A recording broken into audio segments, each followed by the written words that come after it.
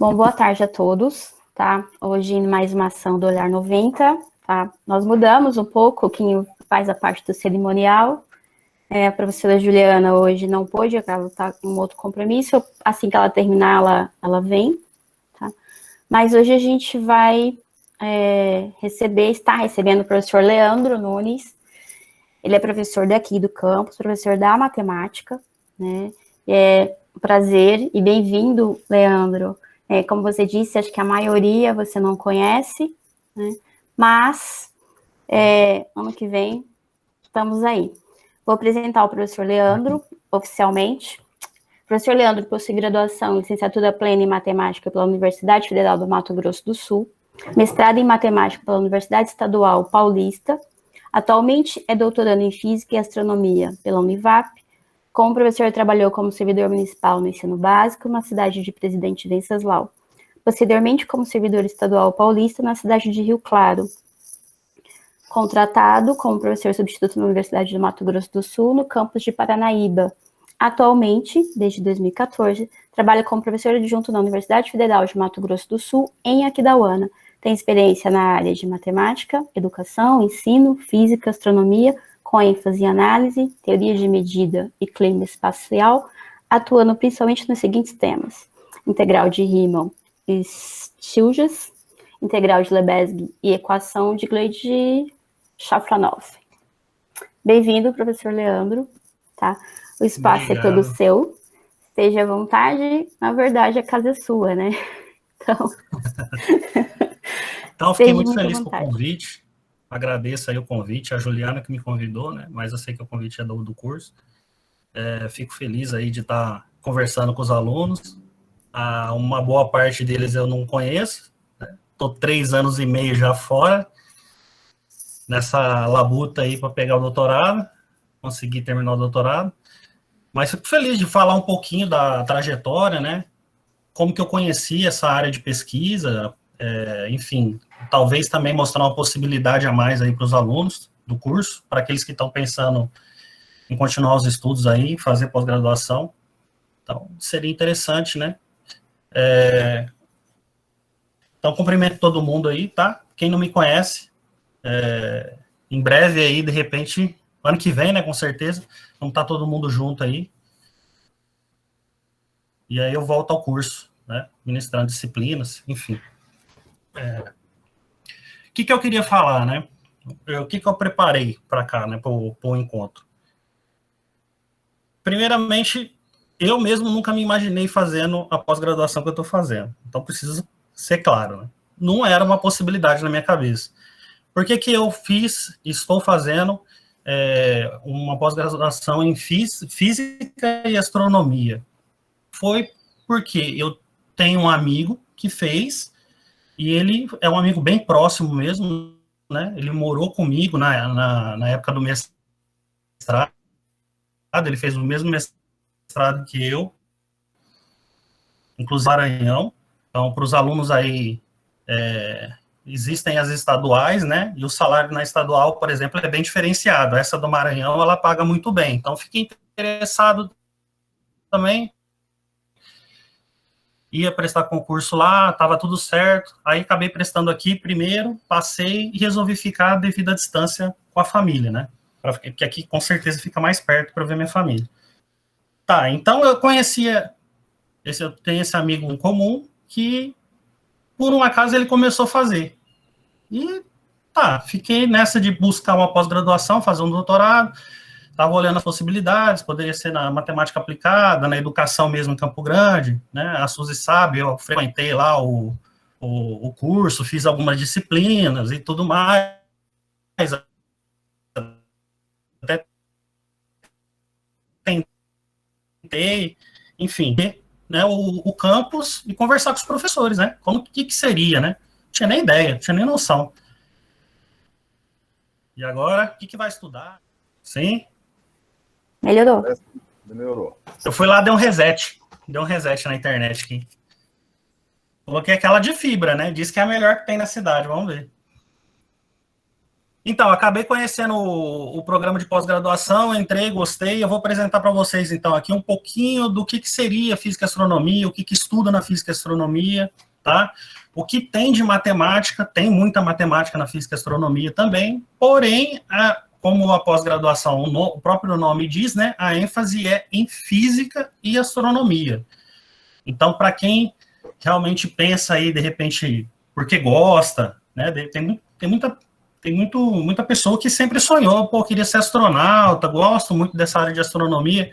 Saiba que tem que aprender bastante física aí para desenrolar um mestrado, tá? Ou um doutorado. A gente tem o nosso aluno aí, o Matheus, né, que saiu comigo em 2018, inclusive o orientador dele é o mesmo que o meu, e ele já terminou o mestrado, e assim, mostrando que sim, tem total possibilidade de um aluno da matemática, licenciatura em matemática, fazer esse tipo de pós-graduação.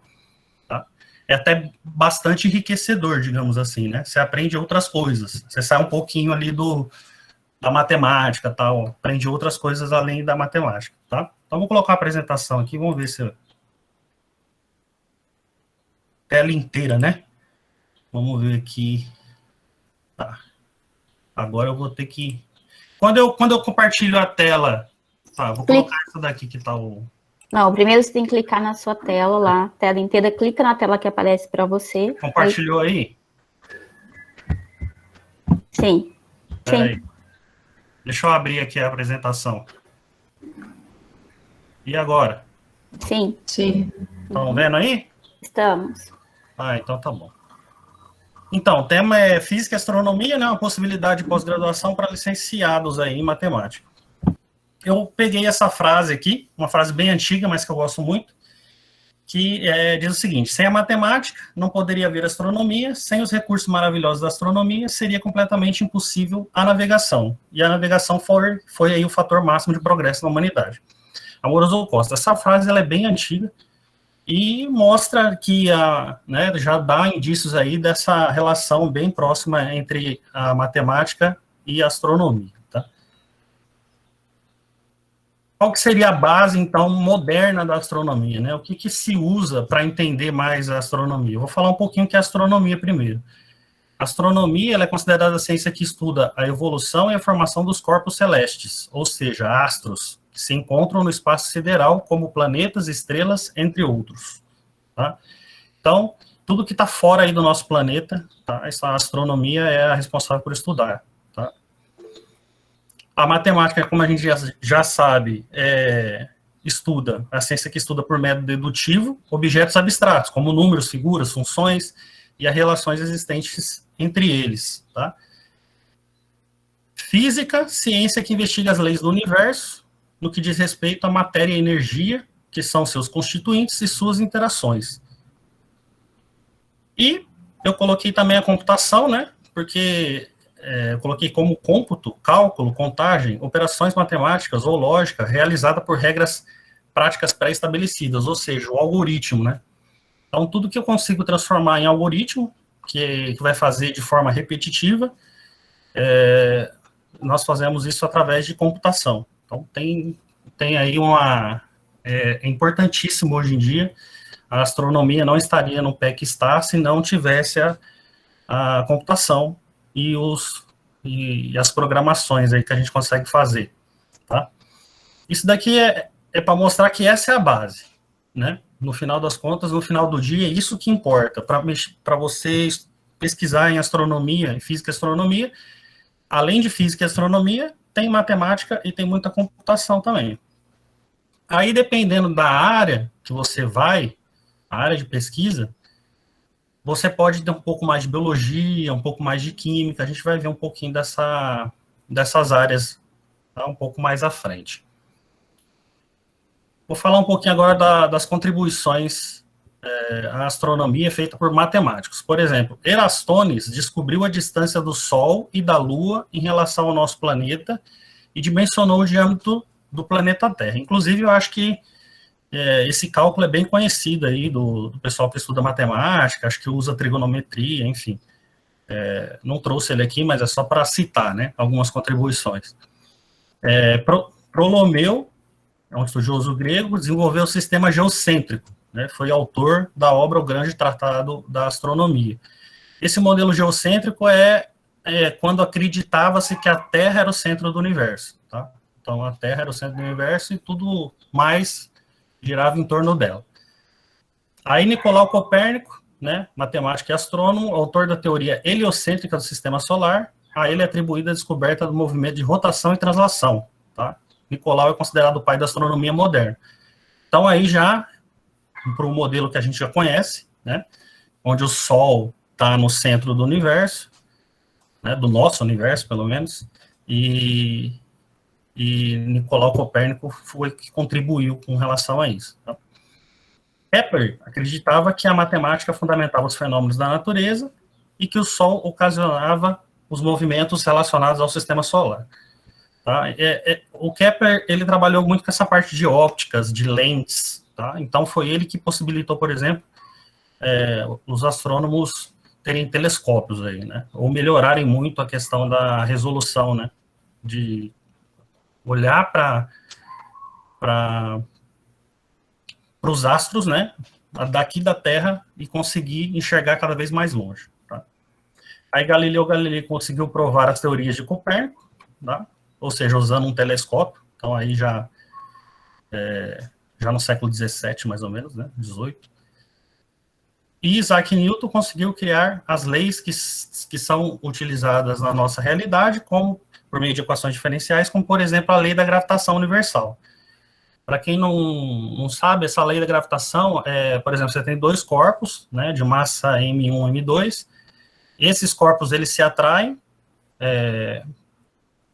de uma forma assim, que é proporcional ao produto das massas e inversamente proporcional ao quadrado da distância entre eles, tá?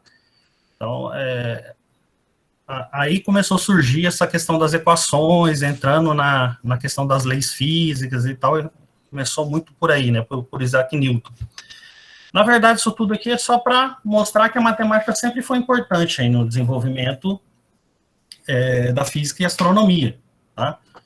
Então, desde Eratóstenes, que é, sei lá, 300 a.C., até atualmente, a matemática ela sempre foi importante, né, no estudo da astronomia. Ela sempre foi primordial aí, foi base, né. Falando um pouquinho aqui da Universidade Vale do Paraíba, aí nós temos aí algumas fotos, é bem bonito lá o campus, tá? Não sei se vocês percebem aí. E tem um observatório, aqui é o observatório, ó. Tá vendo a cúpula aqui? Aqui onde são feitas as observações, tem um telescópio aqui muito bom, uma resolução excepcional, tá? E aqui é o IPD, né? Que é o Instituto de Pesquisa e Desenvolvimento, onde a gente fica ali, tem os laboratórios, dá para fazer bastante coisa ali, com todo o material que eles têm disponível. Aqui no observatório, fica aberto também para a comunidade, acho que é toda quarta-feira à noite.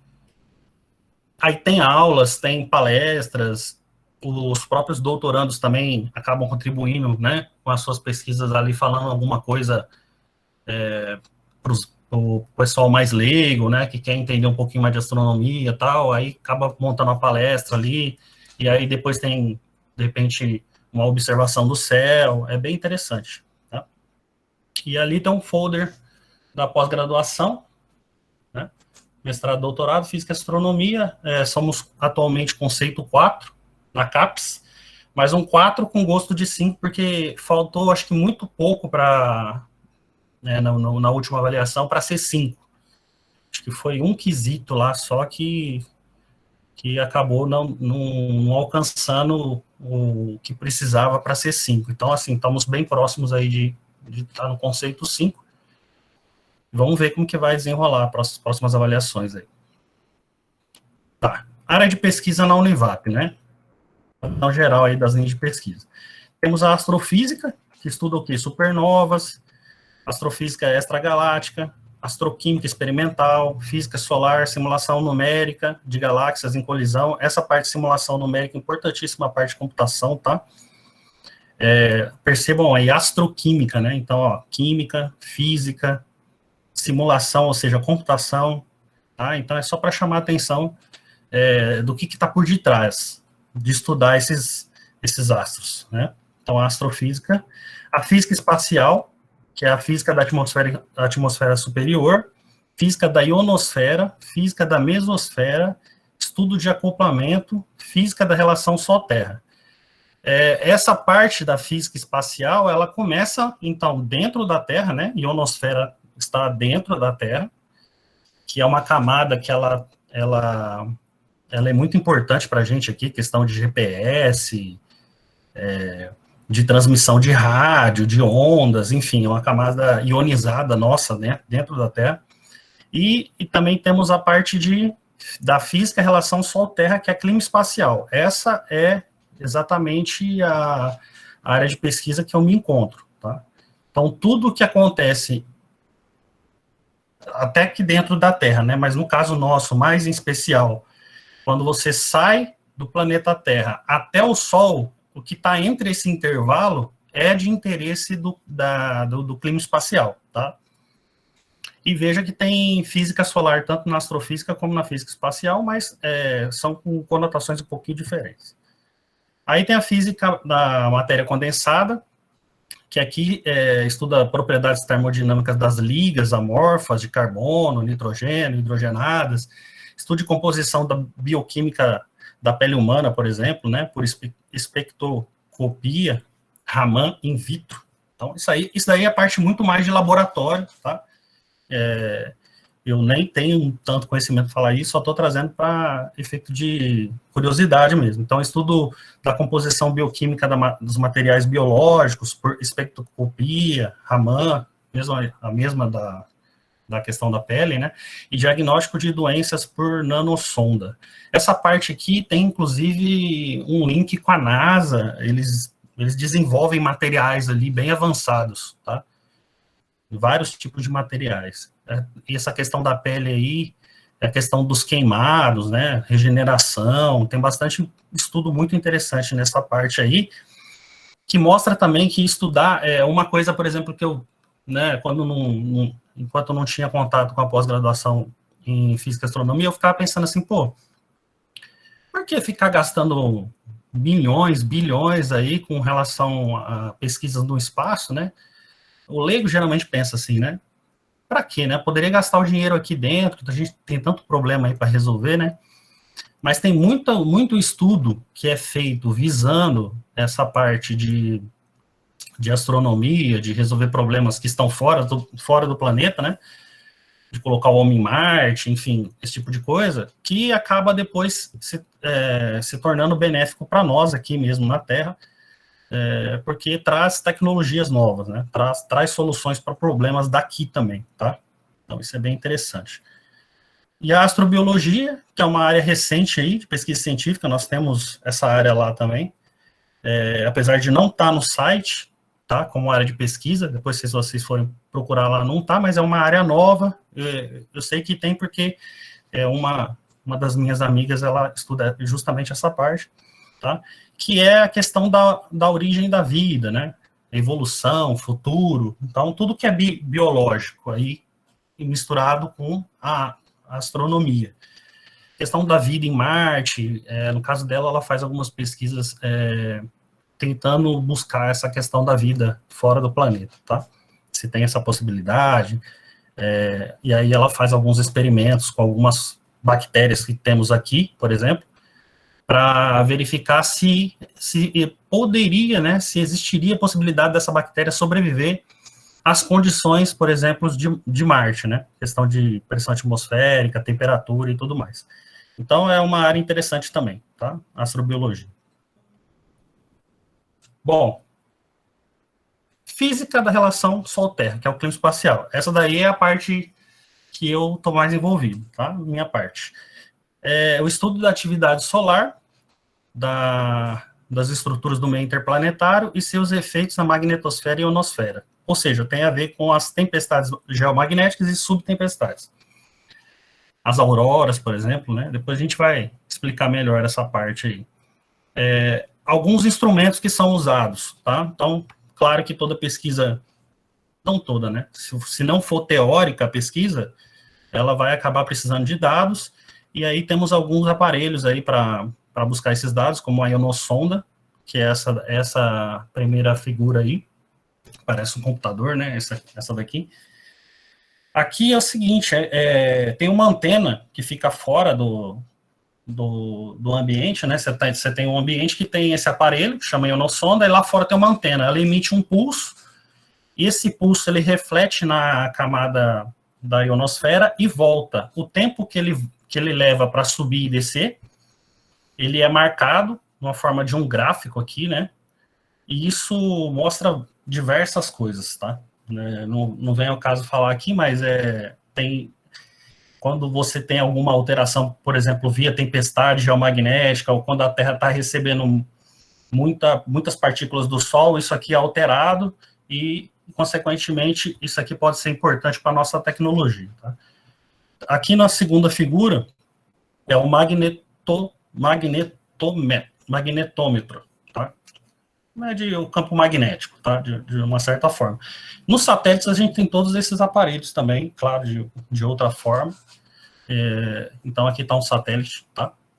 Então, assim, temos os dados que vêm do satélite e temos alguns aparelhos que pode estar em loco ali, onde você quer estudar, onde você está pretendendo estudar. Aqui, mostrando um pouco da questão do monitoramento via satélites, tem muitos satélites, tá? Esse MMS aqui, no caso da minha pesquisa, ele é um dos mais importantes, tá?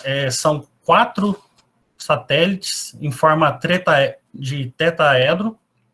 Eles ficam de uma disposição, assim, num local bem próximo à magnetosfera da Terra.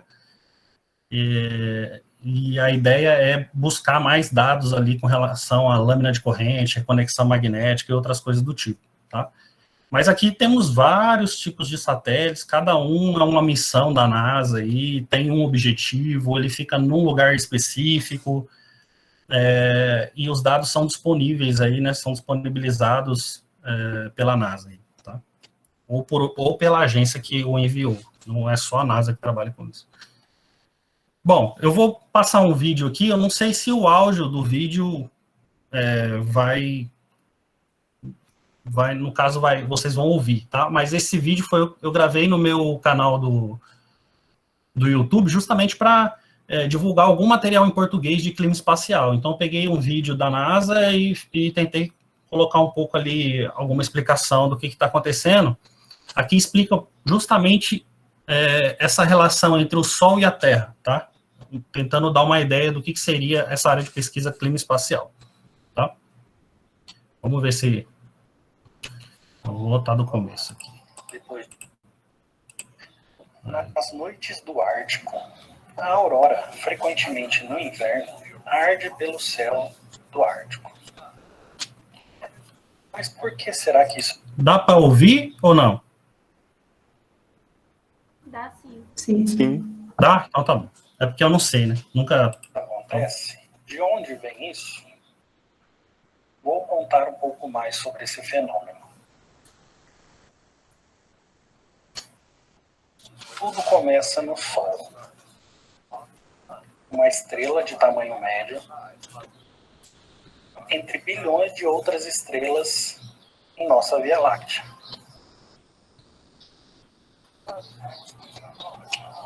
Ela age como se fosse uma usina de energia. Essa energia é criada no seu núcleo, o núcleo solar. Aqui, a temperatura é superior a 14 milhões de graus e a pressão é enorme.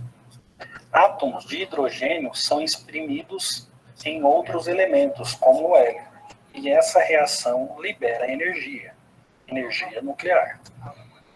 A luz irradia para fora do núcleo do Sol, nas camadas externas do Sol. Essas células são chamadas de convecção. A corrente de gás cria campos magnéticos dentro do Sol, em alguns lugares. Campos magnéticos fortes abrem caminho através da superfície, esfriando a superfície, criando manchas solares mais escuras. Esse gás carregado é chamado de plasma. Esse plasma, ele abre caminho para fora, distorcendo o campo magnético, estendendo ele como se fosse um elástico. Esse elástico se quebra e vários bilhões de toneladas de plasma é expulso do Sol. Isso é chamado de tempestade solar. Esse evento é uma CME, que é uma ejeção de massa coronal. A tempestade solar pode atingir velocidades superiores a 8 milhões de quilômetros por hora. Depois de 6 horas, a tempestade passa pelo planeta Mercúrio.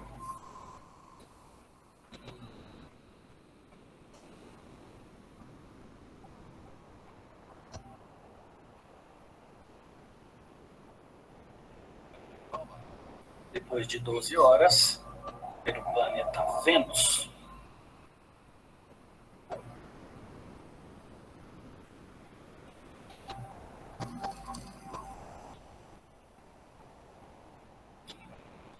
Depois de 18 horas, a tempestade atinge finalmente a Terra. Quando isso acontece, o nosso planeta tem um escudo invisível, que é o campo magnético. Ó a magnetosfera da Terra que está em azul. Prestem atenção nessa parte aqui, que é bem interessante.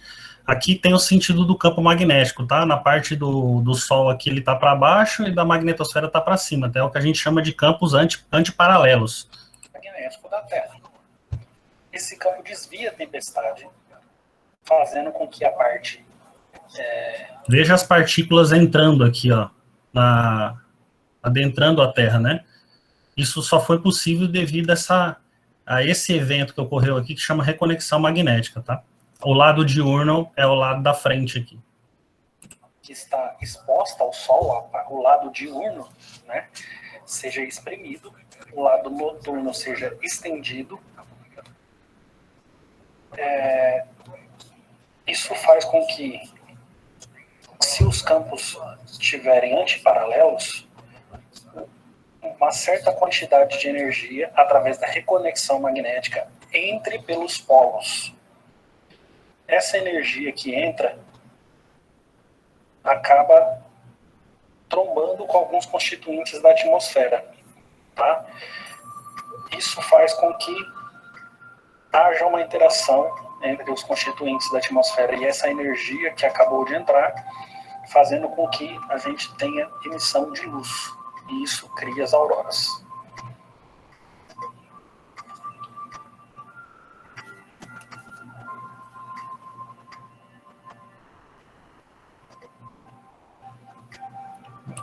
É isso aí. Então, por que eu mostrei esse vídeo, né? Porque é bem ilustrativo e alguns fenômenos que podem fazer com que isso aconteça são os flares, né, solares, as ejeções de massa coronal, tudo isso aí vai causar tempestades geomagnéticas, que a gente chama, né? Ou seja, vai ter partículas advindas do Sol entrando na nossa atmosfera. E isso tem consequências para a nossa tecnologia, questão de satélite, GPS, tá? Inclusive até para a nossa rede elétrica. A depender aí da intensidade dessa tempestade, pode estragar aí a nossa rede elétrica.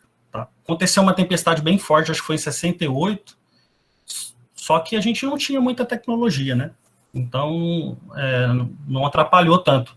A ideia o INPE, ele tem um sistema de monitoramento, né, que fica 24 horas do dia ligado, e ele emite algum aviso prévio para o pessoal desligar, por exemplo, os satélites, em caso de tempestade forte aí vindo, porque vocês perceberam, leva uma certa quantidade de horas, né, para chegar essa tempestade aqui na Terra, então eles conseguem avisar, tá? Então, é bem importante essa parte, e está diretamente relacionado com o que eu estou estudando, tá? Esses fenômenos, entender essa parte de reconexão magnética, você pode fazer isso de diversas formas, e uma das formas é estudando, por exemplo, entendendo um pouco melhor as configurações do campo magnético, as possíveis configurações do campo magnético no meio interestelar, né? E uma das equações que faz isso é a equação de Grad-Safranov, que que é a que eu estou estudando aí, tá? Que mais? Acho que é isso, tá? Essa parte. A parte da magnetosfera. O que seria a magnetosfera? É essa barreira natural, né? Que nós temos aqui. Dá para ver aqui, tá vendo? Um desenho artístico, né? É justamente isso aqui que acontece. Nós temos uma proteção natural. Sem essa proteção, com certeza, nós não estaríamos aqui, tá? E tem uma novidade aí, que o campo magnético, ele muda a polaridade de tempos em tempos. Então, a gente está passando por uma reversão de polaridade. Tô com a língua travada. A gente está passando por uma reversão aí, e isso faz com que, por exemplo, o campo magnético da Terra fique mais enfraquecido, tá? Isso pode, inclusive, é um sinal de alerta para a gente aí. A nossa sorte que estamos aí num período de atividade baixa solar, tá? Então, mas existe, por exemplo, uma anomalia magnética que fica bem próxima aqui ao Brasil, tá? Bem em cima aqui do nosso país. Não sei se foi ao acaso, né? Mas eu tenho uns amigos que estudam essa parte lá, e tudo isso tem a ver também com esse fenômeno aí, tá? Bom, o plasma é o quarto estado da matéria, para quem não sabe o que é o plasma, tá? Não tem muito, não dá, assim, eu trouxe isso porque, de repente, o pessoal, o que é o plasma, né? O plasma é o quarto estado da matéria, seria o líquido, o sólido, o gasoso e o plasma, tá? Trata-se o quê? De um gás, né? Então, tá, que teve um dos seus elétrons aí, ou vários dos seus elétrons arrancados, tá? Isso causa um aumento de energia, né? E ionizando esse gás, né? Então, é um gás ionizado, é um gás que, aqui eu coloquei aqui um desenho aqui, né, do átomo, né, onde você tem prótons, nêutrons e elétrons. Se você conseguir quebrar isso aqui, lembrando que isso aqui é invisível, a gente não consegue ver, é só uma figura ilustrativa do que a gente acha que é, né, devido aos experimentos, quebrar isso aqui, ou seja, de conseguir tirar essa força magnetostática que tem aqui do elétron, que ele está grudado ali, né, ele está na órbita ali do centro, do núcleo. Você conseguir quebrar isso é muita energia para fazer isso, né. Quando consegue fazer isso, isso ioniza, ou seja, isso aí passa a conduzir energia, tá? E se torna, assim, um gás ionizado, ou seja, um plasma. Na Terra temos poucos exemplos, poderia citar, por exemplo, o raio, né? O raio é um exemplo de plasma aqui dentro do nosso planeta. Tá? E também dá para fazer muito plasma em laboratório também, né? O plasma ele tem uma alta condutividade elétrica, tá? E acontecem fenômenos não triviais. Quando a gente está falando de plasma, eu fiz uma disciplina só de física do plasma, para tentar entender um pouco da física que está nesse tipo de ambiente. Não é um ambiente trivial, tá? Então, acontecem, quando o plasma está ali você tem constituintes no plasma, e o comportamento do plasma, ele é meio caótico, tá? Ele beira o caos, mas, sim, temos algumas teorias e a gente consegue, de uma certa forma, modelar isso aí. Mas o plasma não é tão simples assim. E os fenômenos, praticamente tudo que está fora do planeta é plasma, tá? Então, para estudar alguns fenômenos que ocorrem fora do planeta, precisamos entender um pouco do plasma, tá?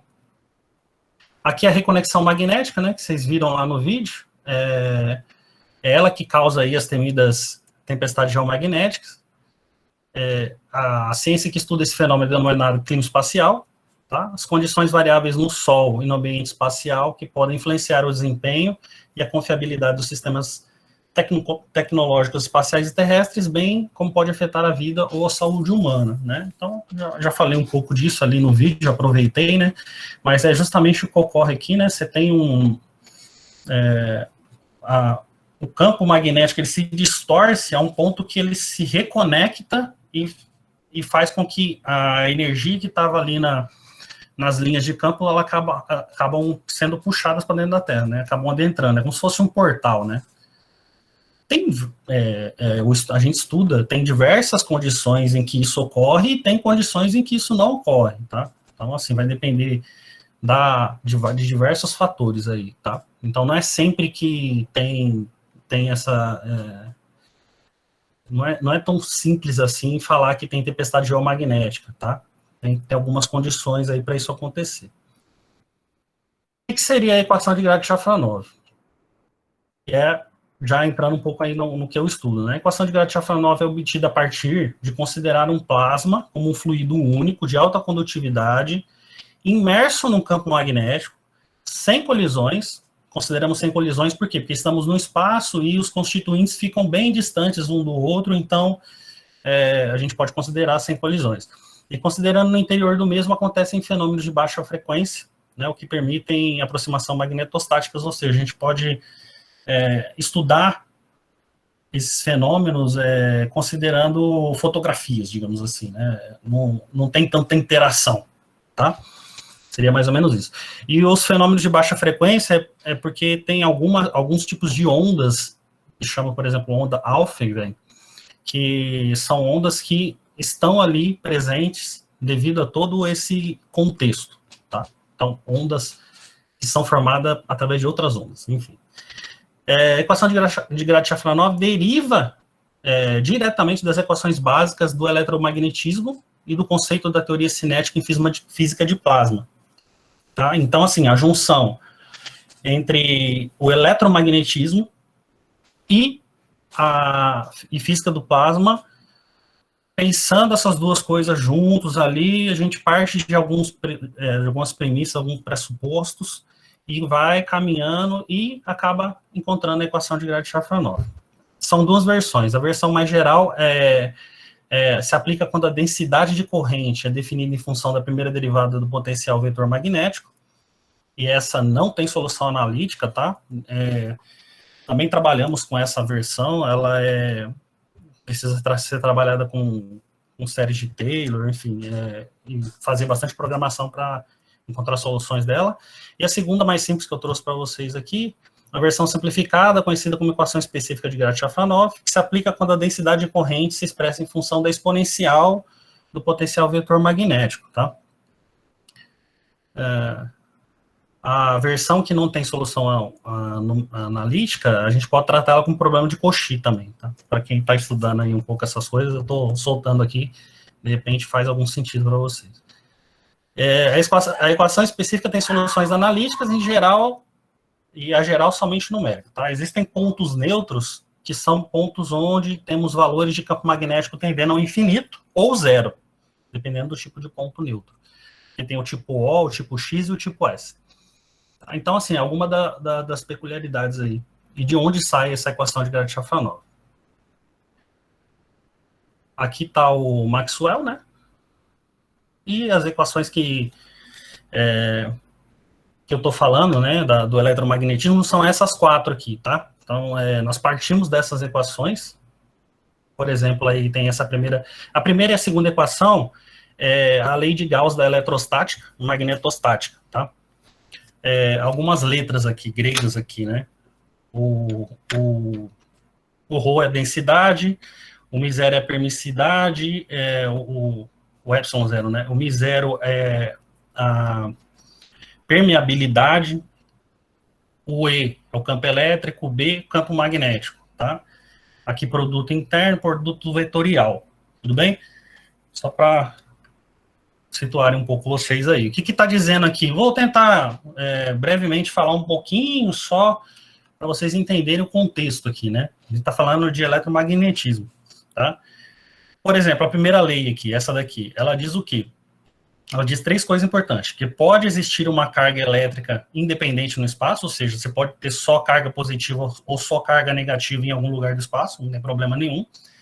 A outra coisa é que o número de linhas de campo elétrico que sai de um volume é diretamente proporcional à carga contida, tá? Então, carga e campo elétrico estão relacionados, e o campo elétrico, como campo gravitacional, segue a lei do inverso do quadrado, que é aquela lei que eu falei da questão da atração dos corpos ali, tá? Então, aqui também é satisfeito.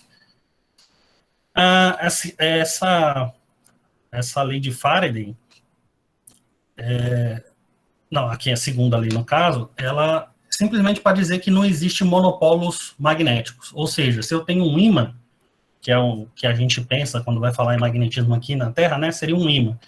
Então, você tem um polo positivo, polo negativo, e se você colocar um pó de ferro numa mesa e colocar um ímã, você vai ver justamente as linhas de campo, como a gente viu aqui na apresentação, tá? Aquelas linhas de campo, a gente não consegue ver, é claro, mas a gente sabe que elas estão ali, tá? E, ou seja, o que acontece? Se eu quebrar um ímã no meio, eu não vou ter o lado direito positivo, o lado esquerdo negativo, isso não vai existir, tá? Essa segunda equação diz isso, ou seja, se eu quebrar um ímã ao meio, eu vou ter dois ímãs, né? Ou seja, vai ter nesses dois ímãs vai ter o lado positivo e o lado negativo, ou seja, não existe monopolo magnético. Tá. Aqui, a equação 3 e 4, resumindo, é o seguinte, aqui você tem variação de campo magnético aqui, né? E tá falando o quê? Que se você tiver variação de campo magnético, você pode conseguir campo elétrico. E aqui é o inverso. Se você tem uma variação do campo elétrico, você pode produzir campo magnético, tá? Isso aqui, essa junção de todas essas equações... tem essa questão da densidade de corrente aqui também, né? Que é como fala assim, foi justamente aí que o Maxwell, ele deu o toque especial dele, né? Ele acrescentou esse termo e fez toda a diferença, tá? Então, aqui tem que somar a densidade de corrente, tá? Antigamente, antes dele não tinha. É uma correção que ele fez da equação de Ampère, tá? Então, essas quatro equações aqui, elas ditam tudo o que acontece no eletromagnetismo. E essa última, em especial, é justamente dela que partimos e vamos aí colocando algumas situações em física do plasma, tal, e aí a gente chega na equação de Grad-Shafranov, tá? Então, só para vocês terem uma noção do ambiente, percebam que estamos falando de muita física aqui, né? Mas é interessante. Aí fizemos um artigo em português, porque temos aí muita carência de bibliografia em português, né, sobre o assunto. Fizemos, então, esse artigo aí, que justamente faz isso, né? Como obter uma forma simplificada da equação de Grad-Shafranov, e aí a gente usa a teoria cinética em física de plasma, tá? Então, tá tudo detalhado aí, quem quiser procurar depois o artigo, dar uma lida, é um artigo do nosso grupo, né, de pesquisa, e tá bem explicadinho, justamente, parte dessas equações do eletromagnetismo, só que, claro, tem muita discussão também em física do plasma, da questão das partículas, de como que as coisas se interagem.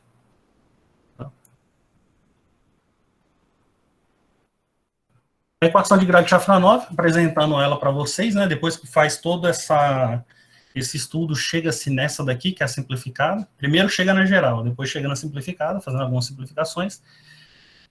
Então, ela é o laplaciano bidimensional do potencial vetor normalizado, né? Ou seja, é uma função, para nós aqui da matemática, essa π aqui é uma função, tá? Igualando a exponencial da π, de menos 2 π, né? Essa é uma equação diferencial parcial, do tipo Poisson, bidimensional não linear, tá? Então, assim, para quem está estudando equações diferenciais ordinárias aí no curso, é um passo à frente, falando um pouquinho aí das equações parciais, tá? Vocês estudam as equações ordinárias, ali tá próximo ali do que seria trabalhar com esse tipo de equação aqui. A equação, ela teve outros nomes, né, porque outras pessoas começaram fazendo um estudo mais incipiente, mas foi o Shafranov que realmente formalizou, né, sempre tem essa história, alguém faz o estudo, mas sempre vem alguém e coloca a coisa em ordem, né, explica direitinho e tal. Então, ela era conhecida primeiramente como equação de Liouville, ela foi resolvida por Alker em 1915, tá? E ela aparece como, na literatura mais antiga, como solução de Liouville. A gente vai chamar sempre de fórmula de Walker, tá? Qual que é a ideia? A solução sai daqui, ó. Veja que tem um G, uma função G aqui, que a gente chama de função geradora, ou seja, para cada função que eu trocar aqui, temos uma solução diferente. E aí a configuração do campo magnético, lembrando que isso aqui está linkado com aquela história lá da reconexão magnética, de tentar enxergar algumas possibilidades de configurações diferentes de campo magnético, tá? Então, a ideia é essa aqui. Aqui é uma das formas de solução, que é a fórmula de Walker, traz essa solução, tá? E que trocando a função aqui, você tem outras soluções, derivam outras soluções. Como não seria possível, não seria tão fácil assim, né? Então vou colocar qualquer função, funciona. Não, porque tem que ver se a solução que você encontrou matematicamente, ela tem algum sentido físico, tá? Então, depois de encontrar a solução, temos que analisar a física dessa solução, tá? Entender o que está acontecendo. Se não tiver, for uma coisa muito esquisita, não vai trazer nada de novo fisicamente, e aí, por exemplo, para o nosso programa, para o nosso problema, não serve, tá? Temos aqui, por exemplo, eu trouxe um gráfico aqui de uma solução que chama solução de Fadiv. Aqui a função geradora que foi usada foi essa daqui, naquela fórmula de Walker, tá? E aí a solução obtida é essa daqui, ó. Tá? Veja aí, esse FP são constantes, tá? E aqui I, B, o I aqui é do número imaginário, tá? São funções complexas, tudo bem? E aí a gente tem uma normalização aqui da questão esse L aqui é um comprimento de escala duplo que ocorre quando estamos fora do planeta, tal. Então tem alguns detalhes físicos aqui, mas a solução é essa daqui, é um LN, né, do quociente, tal, tá? E o gráfico que é gerado é esse aqui, tá? Um gráfico bidimensional. Mas o parâmetro, a gente pode ir modificando os parâmetros de entrada, e aí a gente vai tendo meio que uma sequência, né, como se fosse fotografias, né? A gente vai fazendo uma sequência de fotografias e isso gera um filme. Então dá para entender um pouco também da evolução desses campos magnéticos, enquanto eles estão mais ou menos pressionados aí por parâmetros, tá? Esse gráfico aqui, por exemplo, é um gráfico que foi feito pela gente, não tinha na literatura, tá? É feito em Python. Inclusive, eu pretendo aí, de repente, com o pessoal da matemática, trabalhar um pouco de Python. É a linguagem do futuro. Está sendo usado em quase tudo aí na parte de programação. É a linguagem que está mais sendo usada, tá? E para fazer esse tipo de gráfico aqui, por exemplo, teve que se fazer um programa no Python para fazer ele, tá? Então, não é tão simples. Essa barrinha aqui é a densidade de corrente, por isso que a gente fala que estamos trabalhando não em 2D, mas em 2,5D, né? Porque tem a questão da corrente envolvida aqui em cada ponto do gráfico, né? Se ela é mais intensa ou menos intensa, tá? Não é um gráfico bidimensional, mas tem esse adicional aí, tá? Tem a solução de Klein também, eu trouxe aqui para vocês darem uma analisada, para vocês olharem, porque aquele vídeo que eu mostrei lá, a magnetosfera da Terra, vocês percebam aqui que nesse segundo gráfico é muito parecido, né? Esse segundo gráfico aqui, isso aqui, na verdade, é um zoom dessa parte aqui, desse gráfico aqui, tá? Então, eu fiz um zoom aqui, ó. Aqui tá bem distante, né? Foi dado um zoom para trás, e aqui você chegou perto, tá? Aí tem as densidades de corrente aqui, é como se a Terra estivesse aqui no meio, aqui. Tá? Entre essas duas densidades de corrente aqui que estão mais fortes. E aqui, esses daqui são os pontos singulares, por exemplo, né, que são indeterminações matemáticas, os pontos tipo S. Aqui a função geradora, foi usada essa função aqui, uma exponencial, e a solução foi essa, né, então a função que resolve está aqui, tá, onde R é dessa forma aqui, tá, então tem que trocar o R aqui, né, o R quadrado. E aí você plota os gráficos e aí você tem essa configuração de campo magnético. Tem que fazer uma discussão. Essas soluções que eu trouxe aqui, elas são dadas na literatura, tá? Os gráficos foram feitos por nós, no entanto, a solução está na literatura. Tá? Não é algo inovador. Tá? O que eu fiz, eu não trouxe. Tá? Temos soluções novas aí, e temos gráficos dessas soluções, discussão física, só que ainda eu estou fazendo o artigo da publicação dessas soluções, então não trouxe, tá? Aqui eu trouxe um pouquinho dos objetivos da minha tese, só para mostrar que um dos objetivos é propor funções geradoras, né, e novas soluções analíticas, tá? Para entender um pouco mais a questão dos pontos singulares no domínio da função, porque eles atrapalham na questão física, tá? Então tem uma questão física que é muito importante, que é esses pontos singulares, eles acabam atrapalhando a utilização dessas soluções. E nós estamos tentando resolver esse problema, tá? Uma das formas é tentar uma metodologia para isolar e caracterizar essas singularidades e tentar tratar elas de forma mais teórica, tudo bem? Então, tem todos esses objetivos que a gente está tentando resolver esses problemas na tese. A grande maioria deles a gente já está bem encaminhado, tá? E algumas coisas a gente já publicou e outras a gente está publicando ainda. Então, mas assim, tem muita física, eu trouxe mais a parte que tinha alguma matemática para vocês darem uma olhada, tá? Que tem, por exemplo, tem um método para identificar singularidades, enfim, tem tudo isso aí. Aí eu faço umas recomendações aqui para quem quiser, se interessa um pouco por astronomia, quer entender um pouco mais, uma coisa mais geral, um curso mais geral. Por exemplo, tem 2 cursos muito bons no YouTube, que é do professor Alexandre Zabotti, da UFSC, e uma visão geral, que é um curso da USP, do professor João Steiner, tá? Tem o site da Univap, que vocês podem estar consultando. No meu canal no YouTube tem algumas apresentações ali, principalmente da nossa pesquisa, de coisas correlacionadas com a nossa pesquisa, eu coloco algumas coisas lá também, tá? O currículo do meu orientador, caso alguém se interesse também, gostei da área, gostaria de saber mais, eu coloquei o currículo dele, não o meu, porque no dele tem muito artigo, e esses artigos, se vocês pegarem lá a parte de bibliografia, vocês vão conseguir estudar muita coisa, só de olhar os artigos publicados por ele em particular, tá? E pelo grupo também, né? E tem o site da NASA, que o site da NASA tudo bem, tá tudo em inglês, né? Mas é um site muito bom caso você tenha algum fenômeno que queira entender mais, sei lá, supernovas, buraco negro, qualquer coisa do tipo. Você entra no site da NASA, lá tem praticamente uns mini cursos lá, tá? Então, assim, bem interessante.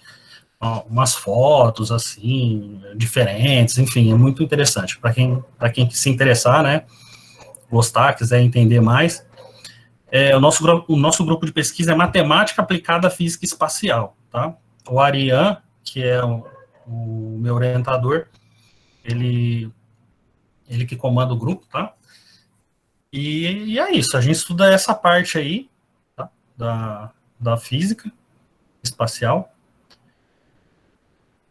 É isso que eu tinha para trazer para vocês aqui. Voltando aqui, vamos ver. Como que faz parar a apresentação? Aí. Todos vivos? Que loucura, esse Leandro é doido. O que ele foi fazer no meio de astrônomo, de físico? Sofri um pouco para aprender a física, muita física e física avançada, não é... Você já entra na pós-graduação, né, no doutorado, então pensa, você pega a física pesada mesmo. Mas depois você entende, muito legal, gostei muito, assim. Como eu disse, foi uma surpresa para mim, a princípio, não tinha essa intenção de fazer o doutorado nessa área, mas abriu uma oportunidade, as coisas deram certo e foram encaminhando, né? Eu sou um cara que eu acredito muito que a gente tem que estar aberto para as possibilidades que a vida dá, porque senão você fica amarrado, né? Fica, não vou fazer aquilo porque eu não sei lá. Então, eu me abri, achei interessante e hoje eu gosto muito. Gostei muito da área de pesquisa. E aí eu estou aberto a perguntas, tá? Se o pessoal quiser perguntar. A Ju voltou. Sim, voltei, já estou aqui já. Eu estava com substituto no meu login aqui, mas assumi meu posto. Assumi meu posto, assim, estou aqui, né, fazendo, prestigiando a sua fala. Ô, Leandro, vou começar as perguntas, como é um contexto completamente diferente do nosso. Sim. Eu fiquei curiosa, pensando assim, como que vocês conseguem fazer essas pesquisas, assim, lá, espaciais, né? O que vocês usam para, sei lá, ter essas informações, capturar essas coisas, enfim. Fiquei curiosa nesse sentido. Tem muita pergunta pertinente, por exemplo. A pessoa, porque a gente está num ambiente terrestre, certo? Como eu disse, tudo lá fora é muito diferente. Então, por exemplo, uma das perguntas que eu vejo muito na internet, assim, eu trombei esses dias, assim, por que o sol queima, sendo que lá fora não tem oxigênio? Ué, como que o sol está queimando e não tem oxigênio? Mas o vídeo que eu trouxe ali explica um pouco, né? É energia nuclear, não tem queima. Não tem oxigênio no vácuo, não tem nada no espaço. Estamos no vácuo. Então, é mais ou menos por aí, né? Algumas coisas é porque a gente pensa... Não tem como você pensar fora da caixa. Você está dentro da caixa, né? Nesse sentido. Então, você fica meio que transferindo o que você conhece daqui para lá para fora. E aí vai ficar totalmente errado, né? Então, tem que avançar na física. Inclusive, a física, por exemplo... A mecânica que a gente usa aqui lá é mecânica quântica. Então, dependendo do que você está estudando, tá? Então, as coisas mudam muito, tá? É isso que eu tenho para falar. No caso, não dando para você chegar lá e verificar em loco, seria o caso, assim, acredito que seja essa a questão. Como que faz para saber que isso acontece, sendo que não dá para chegar lá? É muito por conta da física e dos dados, né? A gente sabe que tem as leis da física, que as coisas elas obedecem um certo padrão, aí você tem vários dados vindo de satélites, tá? Questão de velocidade, densidade, quantidade de matéria, de partícula, o que está acontecendo, enfim. E aí, essa montanha de dados vem, você pode, por exemplo, uma das formas de atacar é fazer um programa no computador para fazer uma simulação. Eu posso fazer uma simulação. O que acontece?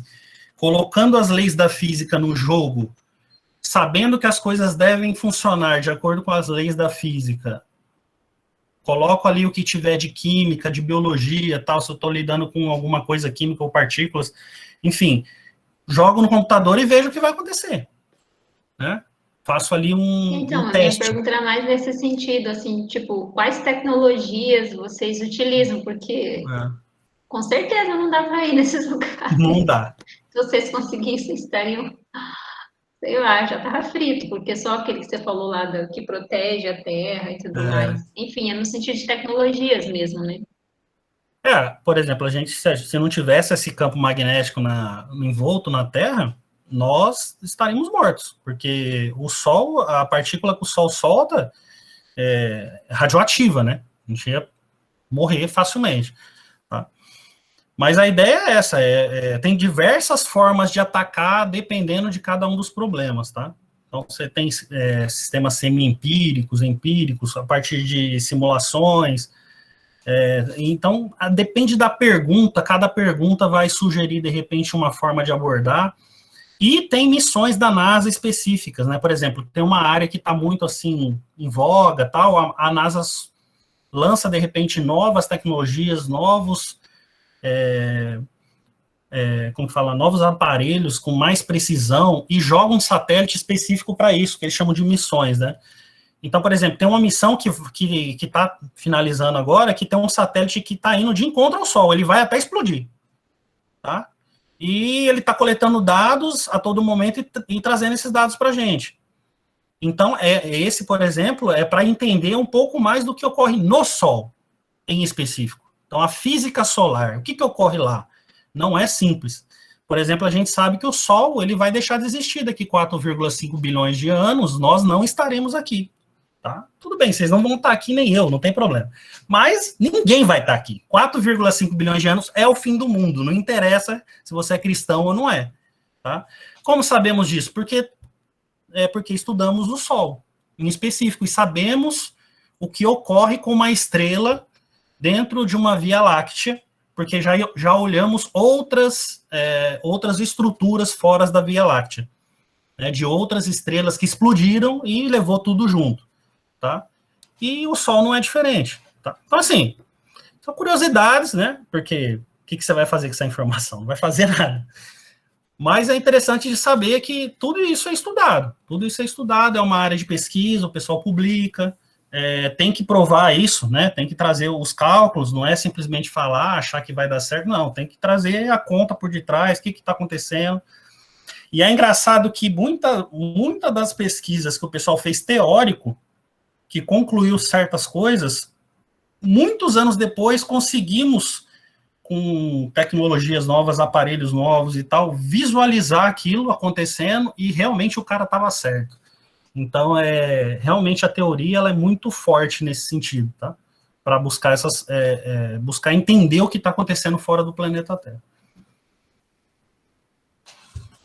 O meu trabalho mesmo é teórico. Eu não uso dados, né? É mais a física, a gente busca nas equações e tal, mexer com isso. O Thales botou no chat que quer fazer uma pergunta lá. Não sei quem está liberando aí, a Suzy? A Ju? Tá baixo, eu tô ouvindo. Deixa eu ver se eu aumento o meu Não, volume. prof, eu já fiz a minha parte. O acordo, eu apresentar o Leandro. Já apresentei o Leandro, ele já iniciou. A Juliana entrou, acabou a minha parte. Ai, Suzilaine. Vai lá, Thales, que está aqui também prestigiando a nossa ação. O Thales também é professor do curso, está passado para o doutorado, viu, gente? Vai lá, Thales. Parabéns aí, Leandro, pela fala, muito interessante. E a minha dúvida, eu creio que deva ser a dúvida de alguns alunos também, que é o seguinte: uma vez que o nosso programa aí, né, o nosso curso, ele não visa no primeiro momento, né, como ele não é dedicado para essa finalidade, né, embora você mesmo é uma prova de que isso é possível. Como que você, uma vez dentro do programa, lida com a dificuldade com relação aos pré-requisitos? A minha dúvida é no sentido de que existe uma preocupação do programa, de alguma forma, ajudar a fornecer, assim, subsídio para que o aluno elimine um pouco desses pré-requisitos, ou é totalmente por conta? Você que pula no barco, se vira?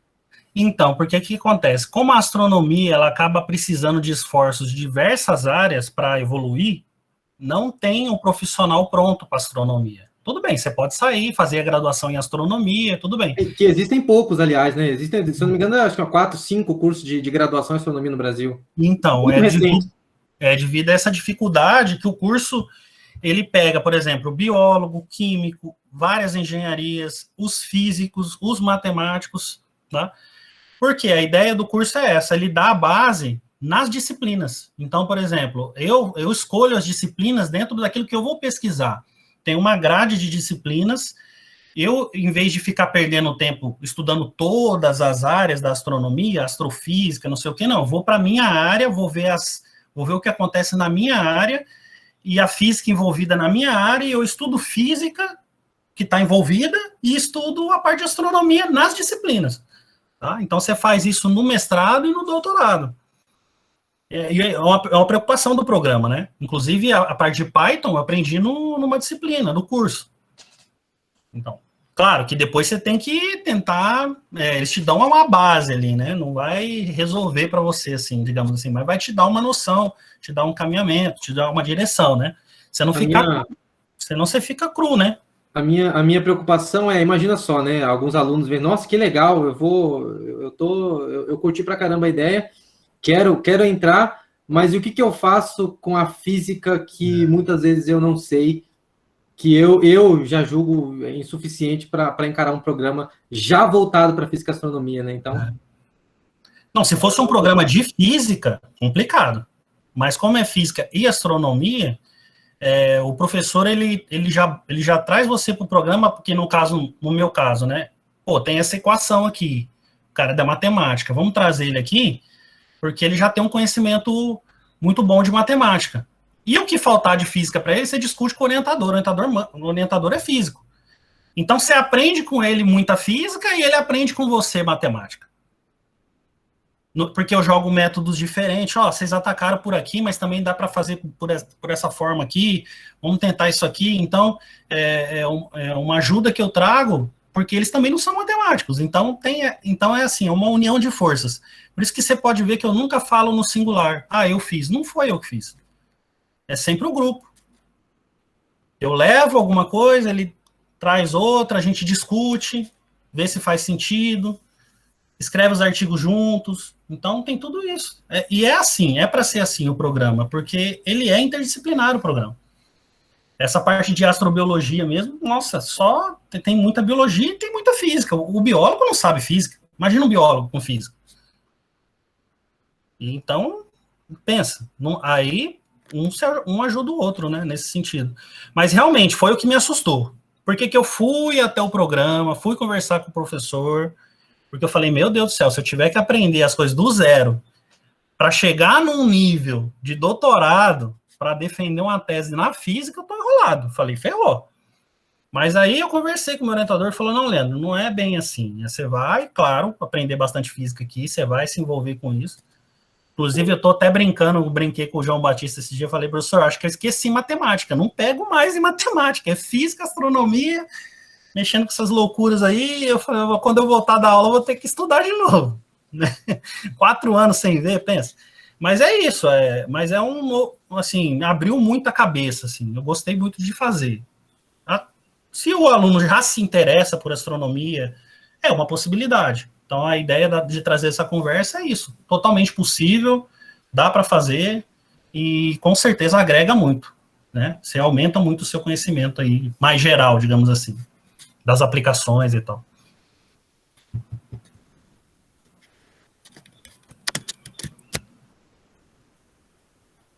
Vai lá, professor João.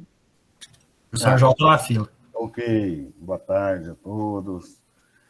De fato, fazer uma pergunta específica da sua explanação é impossível, né? Tipo, sobre o que você está estudando, porque a gente sabe que quando se trabalha num doutorado, é o seu orientador e você que sabe aquilo, e mais especificamente dentro do problema que você está trabalhando, do que outros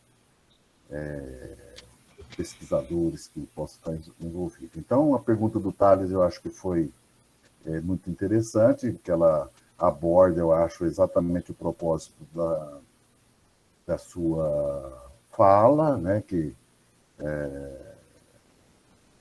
a Ju, quando foi escolher, ela ouviu o grupo todo, a gente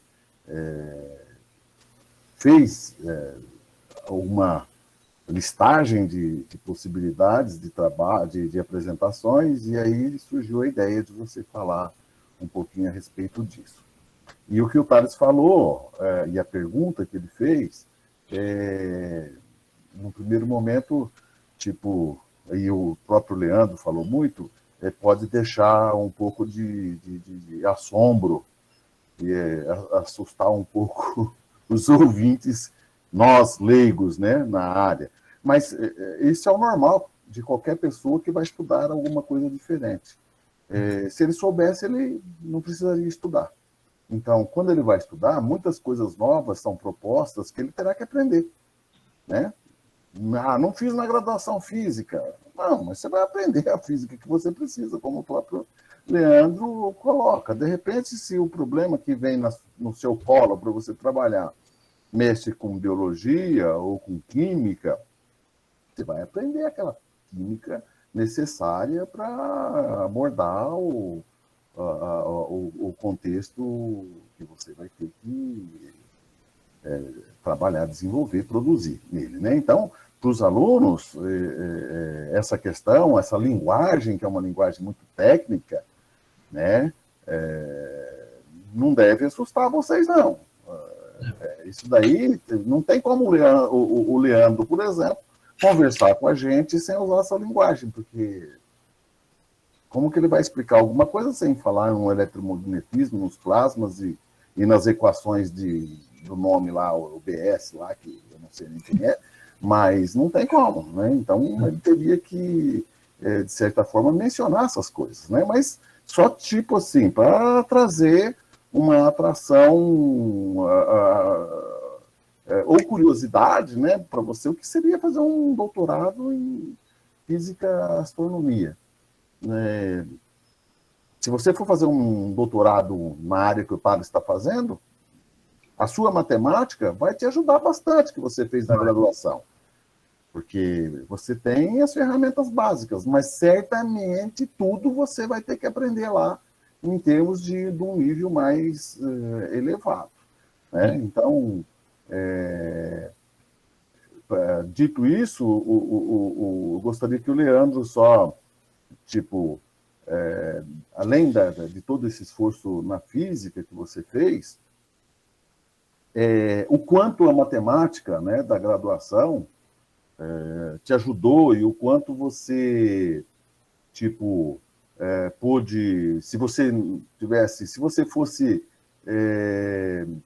um profissional de uma outra área que gostasse de astronomia e resolvesse trabalhar o seu problema. Tipo, ele teria que ver muita matemática ainda? Ah, teria. Teria que estudar um pouco mais de matemática. Mas uma coisa que me... Inclusive, um fato que aconteceu comigo recentemente, um rapaz veio instalar aqui uma fechadura no meu portão e ele tem um colega, um ajudante que está fazendo educação física, e ele me questionou assim, sabendo que eu sou professor, né? Ele me questionou assim, por que o pessoal estuda umas coisas lá na universidade que não vai usar? Foi essa a pergunta que ele falou para mim. Justamente assim, estuda umas paradas lá que não vai usar, para que isso tudo? Faz um negócio assim mais direcionado, só porque o cara vai usar. E aí eu refleti um pouquinho sobre aquilo, eu falei, é justamente isso, né? No curso de matemática, por exemplo, se você pensar que o aluno que está aí fazendo curso de matemática, ele vai dar aula para ensino fundamental e médio, nós poderíamos parar, sei lá, no segundo ano. Mas a ideia é fazer o quê? Elevar seu nível, né? Sua capacidade intelectiva, que ela também é um músculo, é como se tivesse assim, estou trabalhando ela, melhorando ela, minha capacidade de raciocínio, o quanto que eu consigo pensar em coisas abstratas, difíceis, em relações, né? Pô, isso aí tudo, depois que você eleva o seu nível, digamos assim, você aplica onde você quiser, entendeu? Você aplica onde você quiser. Quer fazer, sei lá, fazer pós-graduação em educação física, faz. Você vai conseguir. Claro que você vai ter que estudar muita coisa que não é da matemática. Mas com certeza a matemática ajuda nesse sentido, entendeu? Uma coisa que eu entendi. E muitas vezes a gente não leva isso em consideração. É uma coisa que fica meio assim. Na hora que você vê que você entende uma coisa muito mais rapidamente do que o cara que está do seu lado, e um pouco disso é porque você fez matemática, aí você entende, pô, o curso foi muito bom. É o fato de você aprender as coisas novas de maneira muito mais rápida, de maneira muito mais assertiva. Tanto que muitas empresas adoram os egressos da matemática. Banco mesmo adora. Resolver problema. A vida pede que você resolva problemas. Então, como que eu vou sair de uma certa situação, né? Você tem que mobilizar a sua base para tentar resolver isso. É uma coisa que a matemática, com certeza, me ajudou muito. No meu caso, no problema específico da minha pesquisa, tem equações diferenciais. Então, sim. E outra, eu ajudo muito meus colegas, né? Eu estava ajudando muito meus colegas lá que tem alguma matemática envolvida também, né? A gente se ajuda muito, é um grupo, né? Bem grande, assim, digamos assim. Pô, Leandro, estou estudando um negócio aqui, entrou numas equações aqui, entrou numa coisa meio complicada que você não me ajuda, então eu ajudava também. Então tem isso, né? Porque o pessoal que não é da matemática, para eles estudarem do zero, é complicado. E assim como eu na física. Eu não sei física como os físicos. Eu aprendi um bom pedaço do que eu usei na minha pesquisa, só. Né? Algumas disciplinas eu fiz, tal, mas assim, não dá para comparar eu com o físico. Então, em termos de conhecimento. Então, seria complicado, né? Essa comparação. Da mesma forma que o pessoal da física sabe muita matemática, mas eu mesmo já questionei várias coisas, como notação, os caras usam as notações assim, eles passam muito por cima de certas coisas que nós, porra, mas você vai fazer isso aí direto? Tipo assim, não, calma aí, não é tão óbvio assim, o que é isso? Inclusive, professor João, a gente pegou resultados matemáticos errados em artigos que a gente corrigiu. Os caras usaram errado a teoria. Sabe? Pressupor uma coisa que não é verdade. E como não tem que demonstrar, como na matemática, a gente tem esse rigor de demonstrar, aí eu fui lá, demonstrei que estava errado, e o nosso grupo, uma das nossas colegas, pegou e demonstrou correto. E aí teve que fazer uma errata em vários artigos que estavam baseados nesse artigo. Então o cara cita o fulano que aquilo ali é verdade. Pensa a bola de neve. Meu Deus do céu, eu falei, rapaz, tem que fazer uma correção urgente nisso aqui, tá errado isso aqui. Para nuvens magnéticas, por exemplo, que é um dos eventos que a gente estuda. Então, se pensa, se não tem um matemático, se não tem um pessoal da matemática ali, como que faz? Vai passar batida essas coisas aí, vai tudo depois isso aí vai dar um problemão lá na frente, né? E acrescentando em cima do que o professor João falou, assim como nós estamos trazendo agora a fala do Leandro, né, com essa possibilidade, na próxima ação do Olhar 90, também já fazendo uma provocação para vocês participarem, nós vamos trazer outras possibilidades aí para que vocês conheçam outras áreas da matemática, né, para quem tem interesse de conhecer melhor a área mesmo, e também as possibilidades, né, para depois da graduação. Gente, e aí? Perguntas para o Leandro? Reforçando, o Felipe já colocou aqui 2 vezes a lista de presença no chat, para vocês assinarem, e aí ao final do projeto a gente vai emitir o certificado para aqueles que tiverem a partir de 70% de participação. A Suzy precisou sair, Leandro, mas ela deixou aqui os parabéns para você pela coragem, né, que você teve de sair, enfrentar um novo, num lugar novo, de sair da zona de conforto. Ela tinha um compromisso. Vai lá, Edmar. Obrigado. Bom, boa tarde a todos. Boa tarde, professor Leandro. Boa tarde. Achei muito massa a apresentação do senhor aí. Bacana mesmo, achei sim muito interessante. Eu vejo muitos colegas meus falando, eu não quero ser professor. Aí eu acho que é um caminho, né, para quem quer fazer uma pós-graduação e pesquisar, e é só meter a cara mesmo e ir para frente, né? Aí eu tenho uma pergunta bem específica para o senhor, professor. Não sei se o senhor vai conhecer, como o senhor já falou que não é da área da física, mas como o senhor passou um bom tempo estudando aí, quando o senhor passou a imagem lá, demonstrando aquela situação do campo magnético da Terra, e que ele age daquela forma, protegendo a Terra para que haja vida aqui, eu queria saber se dentro do nosso sistema solar tem algum outro planeta que tem um campo magnético que trabalha daquela forma, se o senhor conhece. Se o senhor não conhecer, também não tem problema, mas é uma dúvida. Tem sim. Júpiter tem o sistema de defesa de Júpiter é muito mais elaborado, assim, muito mais forte, tá? Mas a questão você tem o campo magnético que pode ser intrínseco e extrínseco, tá? Intrínseco é o nosso caso aqui da Terra, por quê? Porque o campo magnético da Terra é formado no centro da Terra, no núcleo, tá? Então você tem um núcleo, uma base massiva, tá? E a Terra rodando em torno desse núcleo, que seria um tipo de liga metálica, alguma coisa desse tipo, ali esse movimento e esse atrito ali vai gerando o campo magnético da Terra, tá? Então é intrínseco, é produzido dentro da Terra. O nosso campo magnético é produzido aqui, tá? Alguns planetas têm só campo extrínseco, tá? Por exemplo, Marte não tem campo intrínseco, ele tem um campo magnético, mas é bem fraquinho, externo, assim, digamos assim, é uma coisa mais externa, não tem um núcleo produzindo um campo magnético, tá? E já tem outros planetas que têm campos magnéticos até bem mais fortes do que o da Terra, né? O da Terra ele é bem forte, porém não.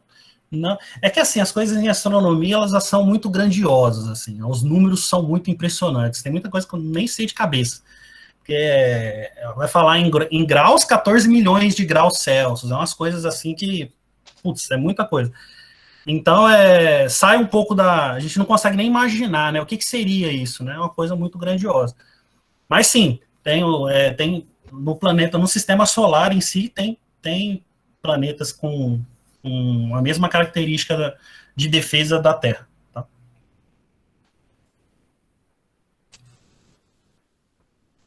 Só para aguçar um pouquinho mais essa curiosidade do Edmar, eu achei bastante interessante a pergunta, Edmar, muito bem. Mas a gente sabe que tem planetas, né, no nosso sistema que tem uma temperatura de atmosfera muito maior e outros muito mais frio do que a Terra. Isso também tem a ver com essa proteção eletromagnética, Leandro? Ou só a questão de maior proximidade do Sol? Ou está tudo misturado? Tem muita coisa que influencia. Não sei te falar exatamente quais são, elencar, né, cada um deles, mas com certeza não é uma coisa única, não é só esse ponto. São várias coisas que influenciam, porque é o seguinte, a atmosfera, por exemplo, dos diversos planetas, são diferentes. Os constituintes da atmosfera, a proporção dos constituintes. Então, tem mais oxigênio, tem mais hidrogênio, enfim, muda tudo. Inclusive, tem atmosferas tóxicas, que você não conseguiria nem, sei lá, não teria como ter nenhum tipo de vida lá, nem mesmo alguns seres vivos que a gente sabe que aguentam situações bem extremas. Mesmo esses não conseguiriam sobreviver a esse tipo de atmosfera. Então, de um planeta para o outro, muda tudo. Muda radical. Muda a temperatura. Eu costumo falar que nós somos um capricho da natureza, né? Nós estamos numa linha onde tem a temperatura ideal para a vida, tem tudo ideal para a vida. Saiu dessa faixa, que a gente costuma falar que é a faixa de vida, né? Que é a faixa onde há possibilidade de vida. Saiu dela, ferrou. Né? Atmosfera que você não consegue respirar, não tem como, temperatura que você não aguentaria, você ia derreter, ou você ia morrer congelado, enfim, a vida mesmo aqui na Terra é um capricho, né? Quando você passa toda a astronomia, você fala, meu Deus do céu, é muito específico. Todo o resto você sabe que é muito difícil ter vida. A não ser que sejam vidas de outras formas que a gente não conhece, não a vida como nós conhecemos.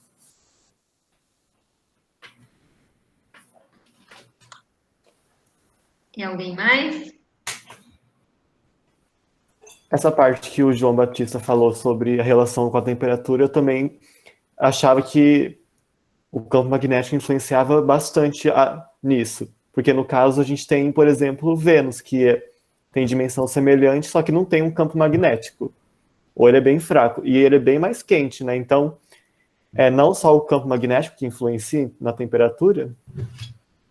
Então, eu não vou saber te falar, porque essa é uma parte muito específica da astronomia, tá? O pessoal que estuda só astronomia, eles ficam mais ligados nesse tipo de problema, né?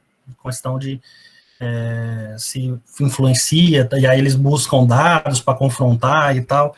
Eu não vou saber falar. Porque nem eu falei, não me parece que seja só um aspecto. Por exemplo, o fato da Terra ter um núcleo, e o que constitui o nosso núcleo é muito importante para a gente ter o nosso sistema de defesa, a nossa magnetosfera, tá? Agora, eu não sei te falar, por exemplo, se é só dessa forma, ou se a temperatura que fosse um pouco maior, de repente, se ia cair, né, essa questão do campo magnético. Não sei te falar isso.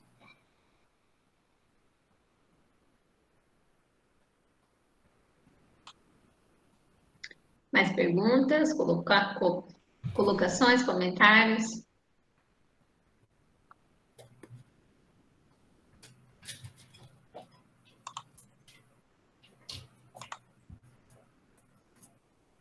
O que eu posso dizer é que o campo magnético nosso está enfraquecendo, tá? Então, cada ano que passa, ele está ficando mais fraco. Os cientistas estão tentando descobrir o porquê, né, disso. Porque parece que a gente está em transição, tipo assim, porque Marte, no passado, foi muito parecido com a Terra, tinha água, tinha tudo.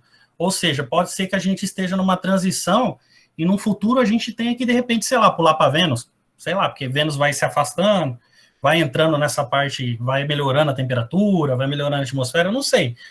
Acontece que estamos tendo mudanças de temperatura, tá, ao longo do tempo, com certeza do campo magnético também em si está mudando, está tendo uma virada de polaridade agora, então, que era norte vira sul, que é sul vira norte, e isso também pode afetar de alguma forma, e não sabemos até quando vamos ter esse campo magnético e de que forma ele vai se comportar. Não é uma coisa simples de determinar, tá? São Jesus na causa, hein?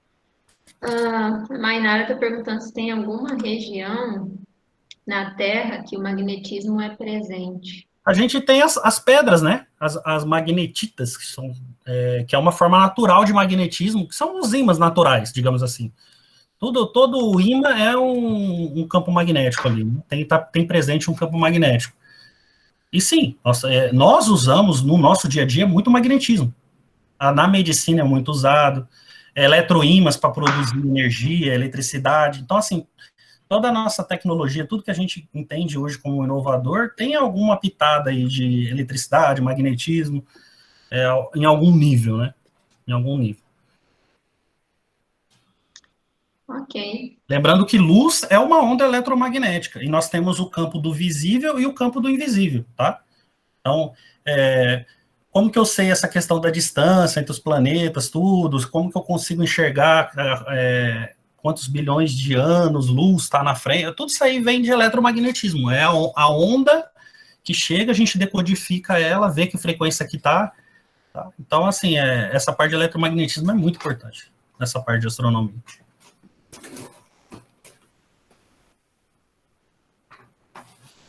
Ok. Beleza? Espero que vocês deem uma olhada aí no site da Univap, se vocês se interessarem, tá?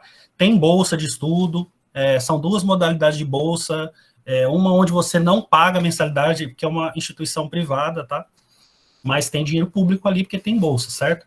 Então, assim, eles falam confessionária, né? Mais ou menos isso.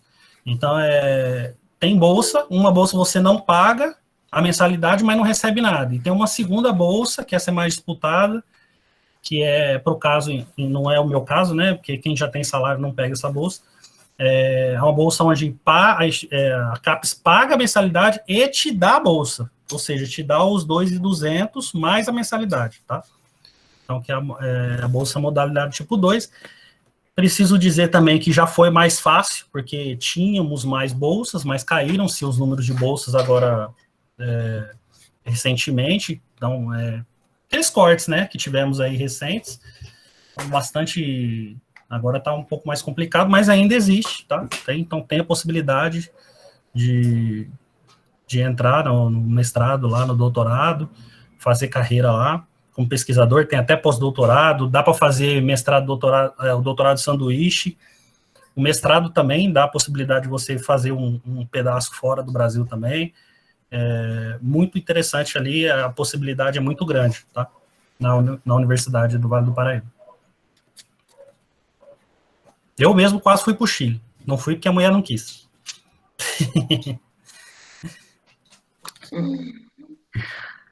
Edmar, você quer falar?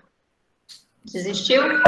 Não, professor, eu não levantei a mão, mas eu levantei para a senhora perceber. Eu percebo que a senhora vê rápido aí, eu já tirei para não ficar muito tempo ali. Só para dar uma dica para os nossos colegas aí, professora, que assim, muito do que o professor Leandro colocou, essa parte de física, né, para quem se interessou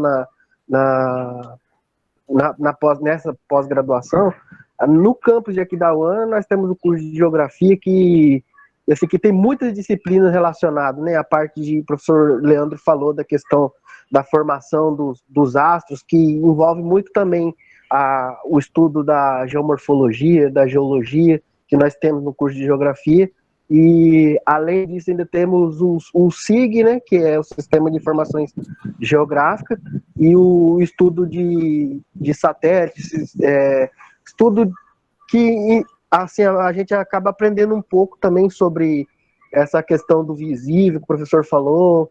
Você estuda bastante, é uma parte física também, não é tão aprofundado, mas essa questão de como determinar, por exemplo, que o planeta tem determinado tipo de rocha, determinado tipo de material, isso acontece, né? Esse estudo é feito na Terra pelo satélite, então por satélite a gente pode descobrir qual tipo de vegetação, qual tipo de rocha que tem em determinado local, e assim é o mesmo procedimento que é utilizado para fora, claro que com equipamentos bem mais potentes, né? Mas a ideia é um pouco parecida. Então eu acho assim que é um tipo de formação que contribuiria se caso alguém se interessar pela pós-graduação. Eu mesmo me interessei, achei muito bacana, né? É uma das possibilidades aí que já está na minha lista de possível formação. Você está falando da geofísica, né? No INPE tem muito tem algumas disciplinas também que são disponibilizadas pelo INPE, tá? Para quem quiser também dar uma consultada lá, porque os meus professores, a grande maioria deles são formados pelo INPE. Então, o INPE é o grande celeiro aí, digamos assim, dessa parte também. da física aplicada à astronomia, e eles têm muitas disciplinas lá relacionadas a isso. Tá? Geralmente geofísica. Né? Legal. Muito obrigada para todos os professores que estavam aqui, né, apoiando o projeto, professor João, professora Adriana, professora Tarine, o Alírio, a Suzy, o Cláudio, que não pôde participar, mas avisou por quê, né, o Thales e o Leandro. Esqueci de alguém? Falei todos? Muito obrigada, estou vendo aqui a Gabi, nossa egressa, a Jéssica também, a egressa de 2018 ou 2019, meninas? A Gabi tá aqui, a Jéssica. Elas são egressas, deixa eu ver, 15, acho que 16, são de 17, 2018, 18. não é? Eu acho que elas concluíram em 2018, né? 2018. Isso, e elas foram para pós-graduação, podia até convidá-las, né, um dia para fazer uma ação aqui no Projeto Olhar 90. O que vocês acham, meninas? Falar aí Eu tenho curiosidade de saber o que elas estudaram lá. Saíram para fazer a pós. Pode ser uma possibilidade aqui para a gente. O que vocês acham? Isso é interessante, assim, um bate-bola entre Gabi, Nossa, como que essa Jéssica cara. Mandou para a Gabi. A Jéssica passou a bola para a Gabi, que a Gabi está É uma boa, dá para pensar. Gabi, você está disponível, Gabi? Gabi, você sabe mesmo? Posso pensar a respeito. Vai pensar. Ela foi educada, vou pensar. Então tá, gente, muito obrigada pela participação, pela presença. Não esqueçam de assinar a lista de presença que o Felipe colocou no chat. E se alguém esqueceu de assinar, pede, depois a gente manda particular no WhatsApp, tá? Muito obrigada, Leandro, Valeu. por estar aqui com a gente, por falar com a gente, compartilhar um pouquinho do que que você está voltar estudando. da aula. Eu gosto muito de dar aula. Meu negócio é aula. Não seja por isso, tem uma disciplina sobrando. Se quiser, a gente já distribui. Né, João? Isso não falta aqui no campo. Você quer trabalhar? Semana que vem você compliquei. Não pode dar brecha, Leandro. Deu não brecha, pode, ó. Ai, meu Deus. Mas aproveita logo, para tomar um açúcar no vôlei. Bons tempos aquele do vôlei, hein, Edmar? Puxa vida. Eu sou uma negação, mas eu estava lá, né, fazendo a torcida, a presença, animando. Sempre, professora. Gente, então é isso. Muito obrigada. Até a próxima. Na próxima ação, em setembro, a gente vai trazer outros professores falando de outras áreas. Então, assim, são oportunidades para vocês conhecerem um pouquinho mais, né, do que pode ser feito aí na pós-graduação em matemática, tá bom? Para quem está aprendendo física aqui, ó. Ai. Tadinha do cachorro. Então tá, gente. Então, tá tchau, bom, até a próxima. Obrigada. Obrigadão, valeu, tchau, tchau. Tchau, gente. Tchau, tchau.